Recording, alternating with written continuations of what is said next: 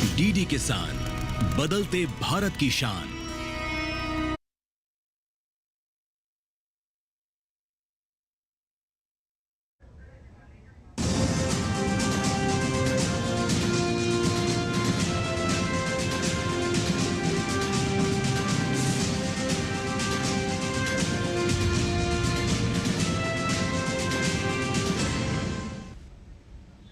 नमस्कार, स्वागत है आपका किसान समाचार में। मैं हूं रेशमा आपके साथ। आइए नजर डालते हैं इस वक्त की हेडलाइंस पर। न्यूनतम समर्थन मूल्य पर गेहूं की बिक्री के लिए अभी तक 10,20,224 किसानों ने कराया पंजीयन। 31 मार्च तक पंजीयन करा सकते हैं किसान। उपार्जन केंद्रों में 5 मई तक होगी खरीदी।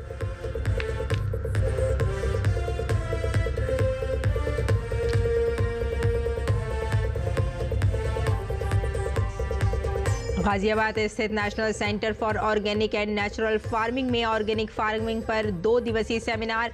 देश भर से ऑर्गेनिक खेती करने वाले किसानों को बुलाया गया। ऑर्गेनिक खेती से बने उत्पाद मानव शरीर के लिए कैसे हैं लाभकारी, इसके बारे में विस्तार से की गई बातचीत।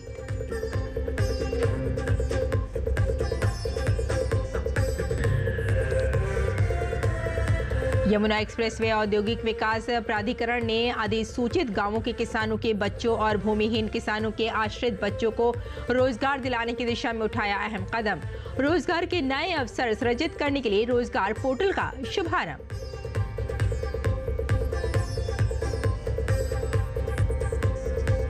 भारत में समुद्री शैवाल या सी वीड की खेती की है काफी संभावना। PMMSY के तहत सी वीड की खेती को बढ़ावा देना प्राथमिकता वाली गतिविधियों में है शामिल। खाद्य, बायो फर्टिलाइजर, फार्मास्यूटिकल्स और सौंदर्य प्रसाधन, पशु आहार और जैव ईंधन में भी किया जाता है सी वीड का उपयोग।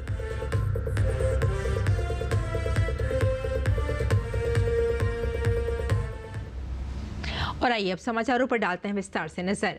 खाद्य, नागरिक आपूर्ति एवं उपभोक्ता संरक्षण मंत्री गोविंद सिंह राजपूत ने बताया कि न्यूनतम समर्थन मूल्य पर गेहूं की बिक्री के लिए अभी तक 10,20,224 किसानों ने पंजीयन कराया है। मंत्री ने किसानों से आग्रह किया कि गेहूं की बिक्री के लिए समय सीमा में पंजीयन जरूर कराएं। मंत्री राजपूत ने कहा कि किसान 31 मार्च तक पंजीयन करा सकते हैं। खरीदी उपार्जन केंद्रों में 5 मई तक होगी। गेहूं की खरीदी के लिए 2,648 उपार्जन केंद्र बनाए जा चुके हैं। गेहूं की खरीदी 2,600 रुपये प्रति क्विंटल की दर से की जा रही है। इसमें न्यूनतम समर्थन मूल्य 2,425 रुपये है और राज्य सरकार द्वारा 175 रुपये प्रति क्विंटल बोनस दिया जा रहा है। गाजियाबाद स्थित national centre for organic and natural farming में ऑर्गेनिक फार्मिंग को लेकर 2 दिवसीय सेमिनार का शुभारंभ किया गया।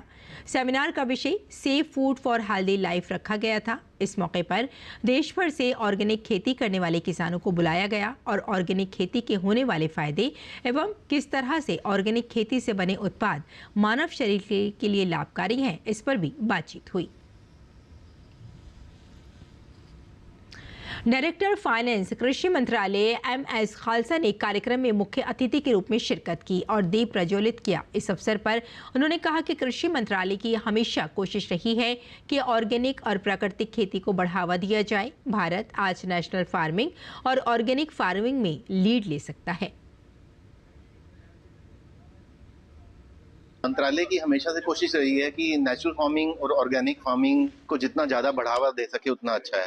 आपको पता ही होगा, अभी कैबिनेट ने भी नेशनल मिशन और नेचुरल फार्मिंग का एक कैबिनेट प्रपोजल को पास किया है नवंबर 2024 में। तो हमारा काफ़ी एम्फेसिस है नेचुरल फार्मिंग के, क्योंकि अब भारत सरकार ये समझ गई है कि पूरा विश्व लाभ का व्यवसाय है। हमने इसी दिशा में काम किया है, नई कृषि विधियों को अपनाया है, कई नवाचार किए। यही कारण है कि आज मध्य प्रदेश कृषि विकास के मामले में पंजाब, हरियाणा और अन्य कई राज्यों से आगे निकलकर देश में अव्वल स्थान पर है। हम खेती किसानी और किसान दोनों की समृद्धि के लिए प्रयासरत हैं। उन्होंने कहा कि कृषि एवं सहकारिता में मध्य प्रदेश में बीते दशकों में लगातार काम हुआ है। खेती के साथ साथ सिंचाई पर भी हमने काम किया है। वित्त वर्ष 2002-03 तक मध्य प्रदेश में मात्र 7 लाख हेक्टेयर कृषि भूमि सिंचित थी। आज प्रदेश की 55 लाख से अधिक कृषि हेक्टेयर भूमि को हम सिंचित क्षेत्र में लेकर आए हैं। हम किसानों को सुविधा संपन्न बनाने की ओर बढ़ रहे हैं। अगले 3 सालों में हमारी सरकार प्रदेश के 30 लाख किसानों को न केवल सोलर पंप देगी, उनके द्वारा उत्पादित अतिरिक्त सोलर ऊर्जा का क्रय भी करेगी। इससे किसानों को दोहरा फायदा होगा। इसके अलावा हम किसानों को मात्र 5 रुपए की राशि पर बिजली कनेक्शन भी दे रहे हैं। मुख्यमंत्री ने कहा कि मध्य प्रदेश ऊर्जा के मामले में भी आगे है। देश में सबसे सस्ती बिजली देने वाला प्रदेश मध्य प्रदेश है। दिल्ली मेट्रो भी मध्य प्रदेश की बिजली से चलायमान है। और आगे बढ़ते हैं। देश के दूसरे जिलों की तरह झारखंड में गढ़वा के किसानों को केंद्र सरकार की योजनाओं का लाभ मिल रहा है।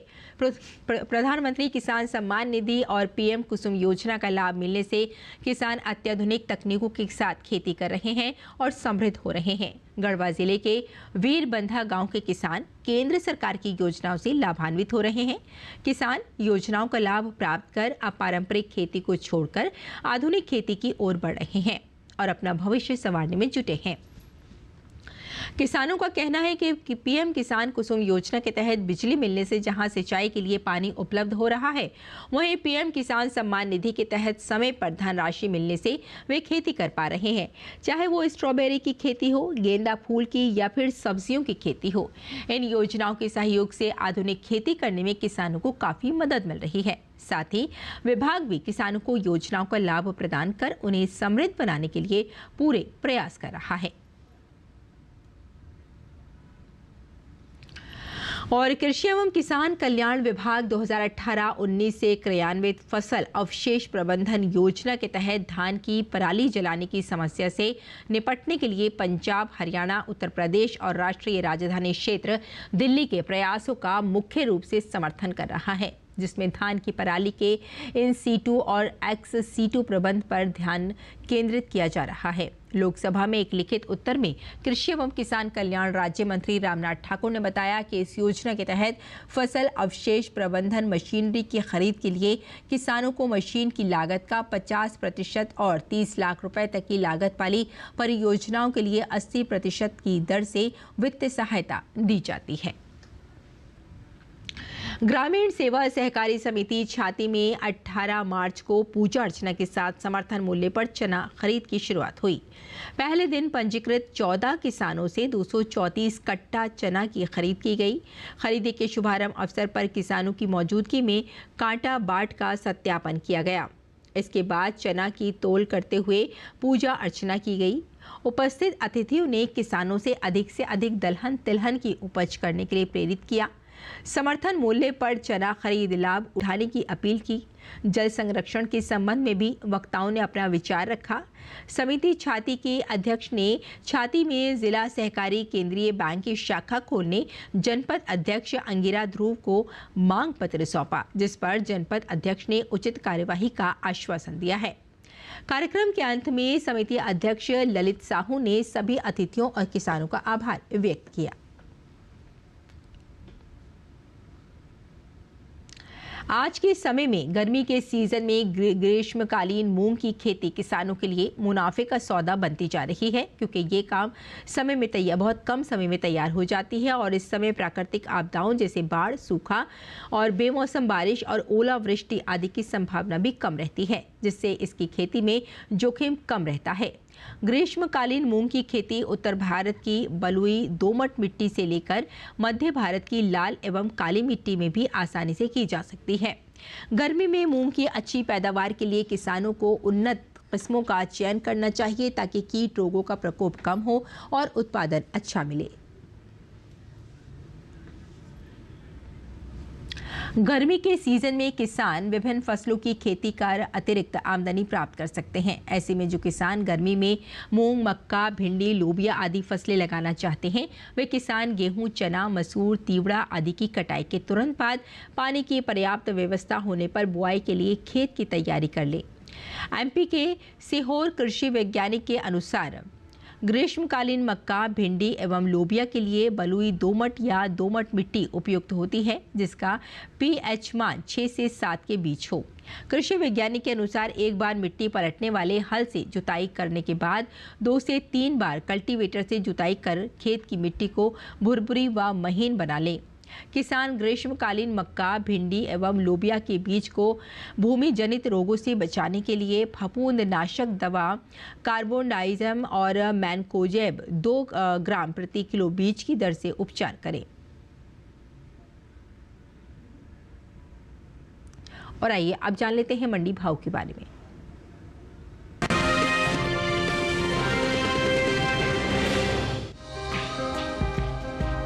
मंडियों में इन दिनों अरहर की आवक सामान्य देखने को मिल रही है। हाजिर भाव की बात करें तो मंगलवार को एग्मार्कनेट के मुताबिक देश की अलग अलग मंडियों में अरहर के भाव कुछ इस प्रकार रहे। गुजरात की दाहोद मंडी में 17 मार्च को अरहर का भाव था 5,550 रुपए। 18 मार्च को इसके भाव में कोई बदलाव देखने को नहीं मिला और भाव 5,550 रुपए पर बना रहा। जबकि राज्य की ही राजकोट मंडी में इस दौरान अरहर की कीमत में कमजोरी देखने को मिली। 17 मार्च को यहां इसका भाव रहा 6,750 रुपए, जो कि 18 मार्च को 50 रुपए टूटकर 6,700 रुपए हो गया। केरल की पालक्कड़ मंडी की बात करें तो यहां अरहर के भाव में मजबूती दर्ज हुई। यहां 18 मार्च को अरहर का भाव 100 रुपए चढ़कर 12,200 रुपए से 12,300 रुपए पर पहुंच गया। उत्तर प्रदेश की मिर्जापुर मंडी में भी अरहर का कारोबार बढ़त के साथ हुआ। यहां 17 मार्च को इसका भाव रहा 9,725 रुपए, जो कि 18 मार्च को 25 रुपए उठकर 9,750 रुपए हो गया। अरहर की पैदावार को देखें तो कृषि मंत्रालय की ओर से 10 मार्च को खरीफ फसलों के दूसरे अग्रिम अनुमान को जारी किया गया है, जिसके मुताबिक साल 2024-25 के दौरान देश में घरेलू स्तर पर खरीफ अरहर की पैदावार 35,11,000 टन होने का अनुमान जताया गया है। वहीं साल 2024-25 के दौरान कुल खरीफ दलहनी फसलों की पैदावार 71,48,000 टन अनुमानित है। बताते चलें कि कुछ समय पहले ही केंद्र सरकार ने विपणन सत्र 2024-25 के लिए 14 खरीफ फसलों के न्यूनतम समर्थन मूल्य में बढ़ोतरी की है। सरकार के इस फैसले से किसानों को उनकी फसलों का उचित दाम मिलेगा, साथ ही आय में भी वृद्धि होगी। खरीफ दालों में शामिल तुअर दाल यानी अरहर दाल की एमएसपी में सबसे ज्यादा बढ़ोतरी हुई है।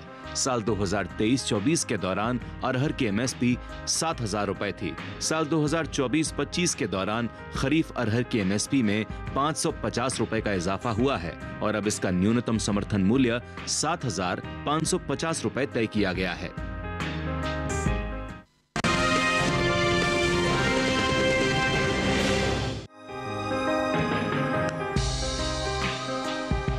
कृषि उपज मंडियों में इन दिनों लहसुन की आवक सामान्य है।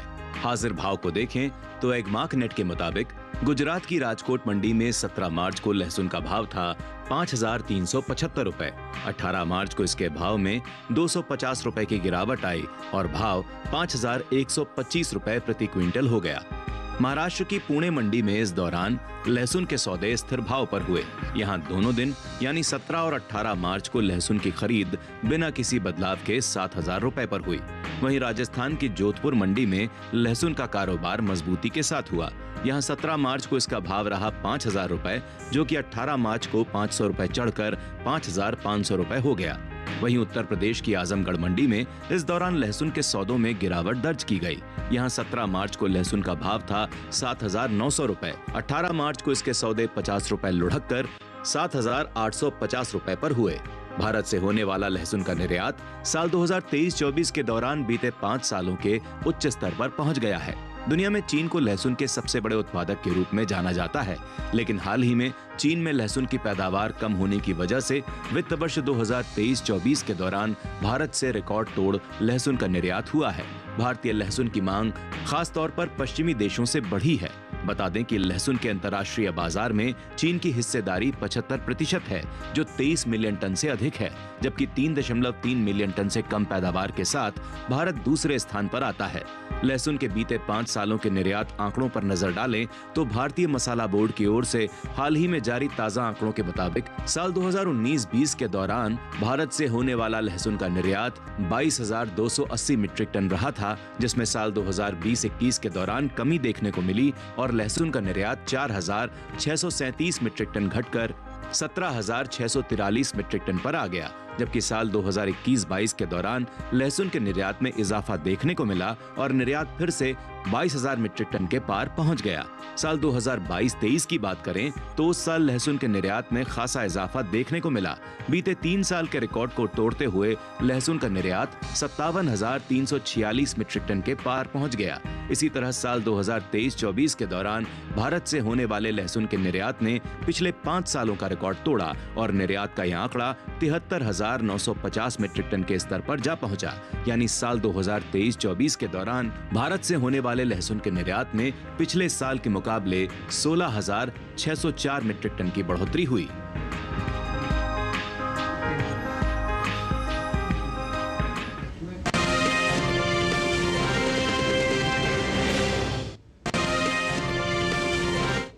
और किसान इस मौसम में कैसे रखें अपनी खेती का ख्याल, आइए जानते हैं।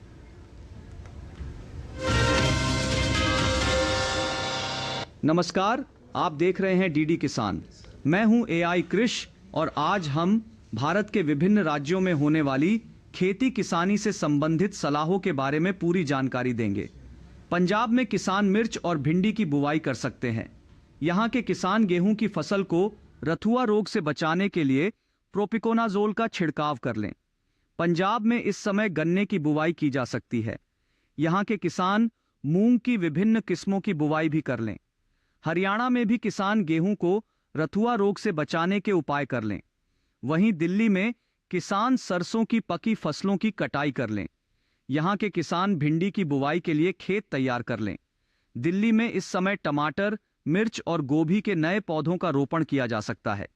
उत्तर प्रदेश में इस समय गन्ना, मूंग, उड़द, मक्का और खीरे की बुवाई की जा सकती है। साथ ही यहाँ के किसान सरसों की पक्की फसलों की कटाई कर लें। मध्य प्रदेश के बुंदेलखंड के किसान मटर, मसूर, सरसों और अलसी की पक्की फसलों की कटाई कर लें। यहाँ इस समय टमाटर, बैंगन, मिर्च, गोभी और प्याज के नए पौधे लगाए जा सकते हैं। साथ ही यहाँ भिंडी, कद्दू, लौकी, चौलाई, मूली, गाजर, मेथी, चुकंदर, शलगम और पालक जैसी सब्जियों की बुवाई भी की जा सकती है। बुंदेलखंड में इस समय मूंग और उड़द की विभिन्न किस्मों की बुवाई की जा सकती है। राजस्थान के किसान सरसों, मेथी, जीरा और इसबगोल जैसी फसलों को एफिड्स के संक्रमण से बचाने के लिए जरूरी दवाओं का छिड़काव कर लें। राजस्थान में इस समय टमाटर और मूंग की विभिन्न किस्मों की बुवाई की जा सकती है।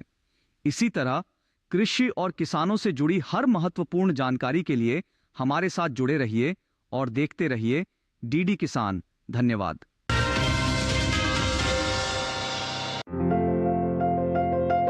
ये मौसम भिंडी की बुवाई के लिए अनुकूल है। उत्तरी भारत के मैदानी इलाकों में गर्मी की फसल जनवरी के अंतिम सप्ताह से मार्च तक और बरसात की फसल जून से जुलाई तक बोई जाती है। 1 हेक्टेयर में भिंडी की बुआई के लिए 18 से 22 किलो बीज पर्याप्त हैं। भिंडी की बुआई करने से पहले खेतों को जोतकर तैयार कर ली, खरपतवार को साफ कर ली। बुआई करते समय कतार के कतार से दूरी 30 सेंटीमीटर और पौध से पौध की दूरी 13 से 15 सेंटीमीटर रखें। किसान भिंडी की कई किस्मों की बुआई कर सकते हैं, जैसे पूसा मखमली, पूसा सावनी, लाल भिंडी और IHR 31 आदि। पूसा मखमली किस्म की भिंडी की लंबाई 6 से 8 इंच तक होती है। ये भिंडी लंबी, सीधी, चिकनी और हरी रंग की होती है। पूसा सावनी किस्म की भिंडी की लंबाई 10 से 15 सेंटीमीटर होती है। ये लंबी, पतली, नर्म, चिकनी और गहरे हरी रंग की होती है। पूसा सावनी किस्म की 1 हेक्टेयर में 80 से 100 क्विंटल तक पैदावार ली जा सकती है। लाल भिंडी लंबी, सीधी और गूदेदार होती है, जबकि IHR 31 किस्म की भिंडी की लंबाई 24 सेंटीमीटर तक होती है। ये मोटे गूदे वाली और हल्के हरी रंग की होती है।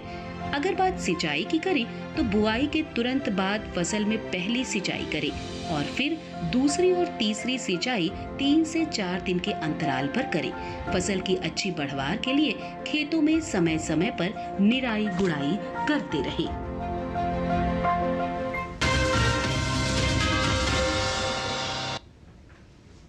और खेती किसानी के साथ साथ आइए नजर डाल लेते हैं कुछ और महत्वपूर्ण खबरों पर। खास खबर में भारतीय मूल की नासा के अंतरिक्ष यात्री सुनीता विलियम्स और बुच विल्मोर की आज सुबह 3:27 पर धरती पर सुरक्षित वापसी हो गई। दोनों ही एस्ट्रोनॉट्स के करीब 9 महीने बाद अंतरिक्ष वापसी हुई है। नासा की भारतीय मूल के अंतरिक्ष यात्री सुनीता विलियम्स की धरती वापसी पर विज्ञान एवं प्रौद्योगिकी और पृथ्वी विज्ञान राज्य मंत्री जितेंद्र सिंह ने प्रसन्नता व्यक्त की है। उन्होंने कहा कि भारत की योजना अपना एक अंतरिक्ष स्टेशन बनाने की है, जिसका नाम भारत अंतरिक्ष स्टेशन रखा जाएगा। विदेश मंत्री डॉक्टर एस जयशंकर ने ब्रिटेन के राष्ट्रीय सुरक्षा सलाहकार जोनाथन पावेल से मुलाकात की और द्विपक्षीय, क्षेत्रीय और वैश्विक सुरक्षा मुद्दों पर चर्चा की। नागपुर में 17 मार्च की शाम को हुई हिंसा के बाद अब हालात काबू में हैं। नागपुर के 10 पुलिस थाना क्षेत्रों में आज भी कर्फ्यू जारी है। महल इलाके में भारी संख्या में पुलिस बल तैनात की गई है। आरोपियों की तलाश में पुलिस जुटी हुई है। भारतीय मुक्केबाज महासंघ के महासचिव हेमंत कुमार कलिता और खेल संस्था के कोषाध्यक्ष दिग्विजय सिंह को तत्काल प्रभाव से निलंबित कर दिया गया है। दोनों को एक जांच में वित्तीय अनियमितताओं का दोषी पाए जाने के बाद ये कार्रवाई की गई।